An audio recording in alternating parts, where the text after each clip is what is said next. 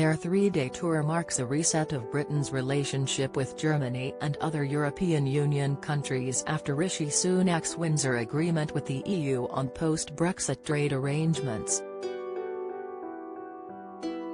It also comes amid a determination in London and other capitals to forge a united front across Western Europe in the face of Russia's invasion of Ukraine.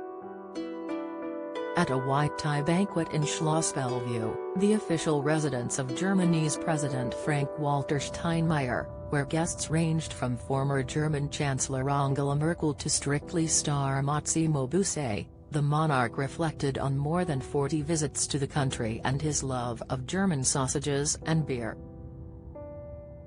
"I also think fondly of the time my wife and I sampled Bavarian sausages at a farmer's market in Munich, and found ourselves drinking beer and waltzing around at the Hofbräuhaus," he said. "I can understand why Saint Boniface, an English monk, who is famous for having preached in Germany, is also a patron saint of brewers." He said the two countries were deeply invested in each other's futures. "I am utterly convinced that the connections between us will grow ever stronger as together we pursue a more sustainable, prosperous and secure future." The King, wearing the Order of Merit of the Federal Republic of Germany First Class presented to him, said it was a friendship which mattered greatly to his mother, who cared deeply about the bond between the two countries. "I did want to thank you all, once again, for the profoundly touching messages of support and affection we received from so many people in Germany following the sadness of her death last year." He added, "The relationship between Germany and the United Kingdom matters greatly to me, too, Mr. President, and I am more convinced than ever of its enduring value to us all. It means so much to us that my wife and I could come to Germany for this very first overseas tour of my reign. I can only assure you, that throughout the time that is granted to me as king, I will do all I can to strengthen the connections between us." He and Camilla, who wore the Boucher-owned diamond tiara with a shimmering Bruce Oldfield black evening gown and the late Queen's fringed diamond necklace, should have been in France at the start of this week, but that state visit was called off because of violent protests against President Emmanuel Macron's decision to raise the retirement age in France from 62 to 64. In his first comments about the postponement of the French trip, the king expressed regret soon after landing in Berlin. "It's very sad," he told a reporter from the BFM News channel. The 74-year-old monarch was given the honor of becoming the first visiting head of state to receive a ceremonial welcome at the Brandenburg Gate, the 1791 monument now a symbol of national unity but once the emblem of a divided Europe after the Berlin Wall was erected and it was out of bounds to both East and West Germans. They were greeted by President Frank-Walter Steinmeier and his wife, Elke Budenbinder, with full pomp and circumstance. A German band even played Elgar's A Land of Hope and Glory for the crowd before their arrival. Beneath gunmetal grey skies, King Charles, 74, and Camilla, 75, went on separate walkabouts among 1,500 well-wishers, mainly British expatriates invited by the embassy and German schoolchildren involved in exchange programs, after the monarch had inspected a guard of honor.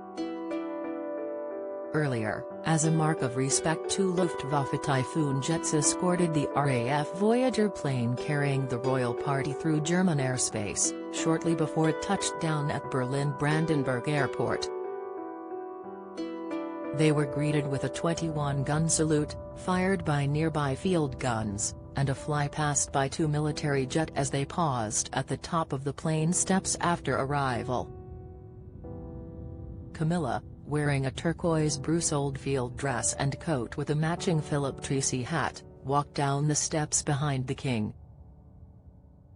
The Queen Consort also wore a brooch from the late Queen, which was a given to her by her grandmother Queen Mary on her 1942 confirmation.